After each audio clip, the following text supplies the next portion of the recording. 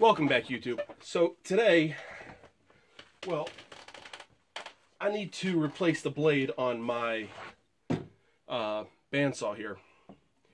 And I'm not going to show the operation, but I do want to talk to you guys about it. Because this is kind of a point of contention I have with this machine. And maybe it's the machine, and maybe it's it's probably mostly me. But I have the worst time ever replacing the blade on this machine.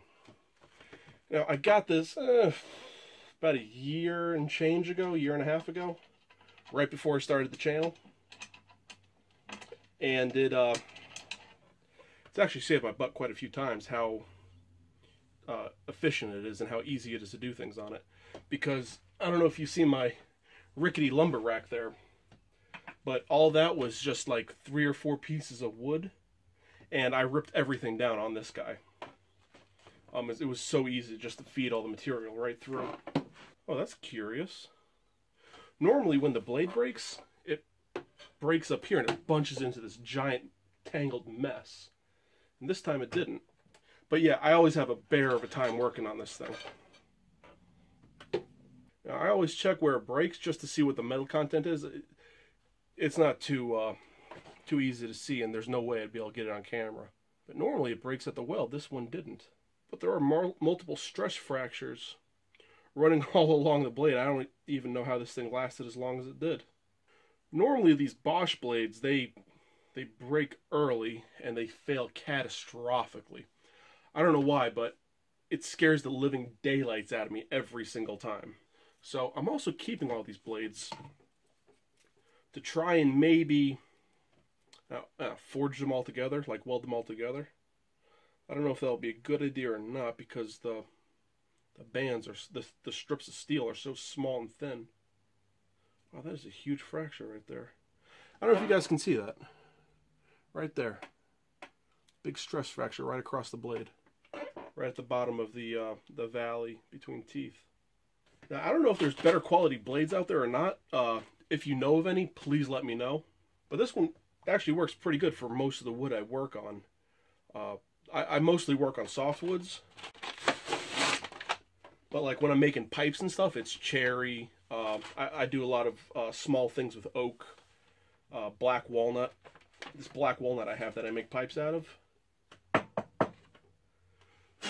This stuff right here, it is an absolute nightmare to cut.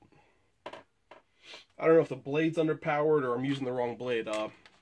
If you guys have any advice for me on that, please let me know. Right now I'm using a 6 TPI 1/4 inch wide blade that has a .012 inch kerf. Really what I need to do is get a better shop and actually get better equipment. This is kind of just a hobbyist bandsaw. And maybe it's me, but I always have a bear of a time getting blades on this guy. One thing I found does help though is having a little pinch clamp that I could pinch the blade to the top wheel, and that really does it really reduces the amount of cussing I end up doing whenever I do this. I'm trying not to block you guys out because that'll make for a real boring video. Did that just go on the first try? Oh my wow. I think I should record myself every time I do this then. That went on the first try. I know I'm not getting better at this. And oh yeah, this is not an advertisement for Roby. It's just right there. I know it's been in your face for the last minute. When I do this, I run the blade backwards a few times. Just with my finger, because the wheels that the blade fits around have a crown on them. And what that does is that'll actually stretch the blade a wee bit on either side, and the properties of it will make it right itself towards the center of where the crown is. I'm not exactly sure what the terminology for that is, but it's actually a cool little trick. And a lot of the bigger YouTubers I watch, they go into the different properties of that and the different sizes of the crowns and shapes of the crowns. Because like Mateus Windell and John Hines, they've made some of their own tools and stuff, and like they've made the wheels and stuff for it, so they've had to figure out how to account for all that stuff. I'm not there yet, but they are interesting videos, so you should go check them out if that's something that excites your fancy.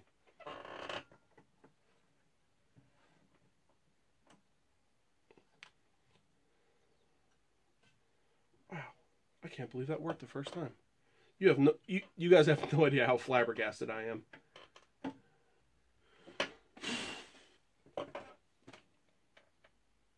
That was a terrible idea. And one project I want to do, and this is going to have to happen soon, because this thing's getting worn out, is I want to make another zero clearance fence for the clearance guard that comes with it. Is great for general purpose, but not the best thing in the world. But anyways, the point of me doing this, I've been neglecting this for about a week, is I'm rebuilding my I'm building the Mark II camera stand. And I have a bunch of templates here that I need to have cut out. And the best way to cut them out is on the bandsaw. I mean, there's dozens of ways to actually get to it. But a lot of these measurements and angles have to be followed pretty closely. So the best way, like I said, the best way to do that is on the table saw. So, bandsaw. What I need to do is really take this thing apart and tune it up really well. But I don't see that happening in the near future because there's just so much going on. So many things that have to be done. Isn't it the way with all shops, though? Anything you do around the house, there's just so much to be done that nothing gets done. I don't know. Maybe that's just me.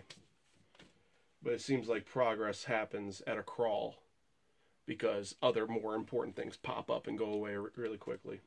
So guys, I do plan on getting a set of plans up for this once I put it together and make sure it works. And I'll get like a full set of plans and have templates and stuff to download. And I'll probably just put it up for 20 bucks on my Etsy store. I have a couple plans over there already. Plans for a drafting table, which will last you a lifetime if you ever do hand drafting or drawing or something. It's like 20 bucks for a set of plans. And, I have full instructions on it, how to put it together, little tips and tricks that are laid out throughout it. There's measurements on there if you want to just print it off instead of printing like a full size or whatever. And just measure it out yourself. I also have a set for the shelves that you see me talking in front of on my manliness series. There's so much weight on those shelves, and they're awesome. So if you ever need a set of bomb-proof shelves, definitely get a download of those plans because they're simple and easy to make, but wow, do they hold a lot of weight. And with little flares here and there, they look pretty good. So YouTube, thanks for watching.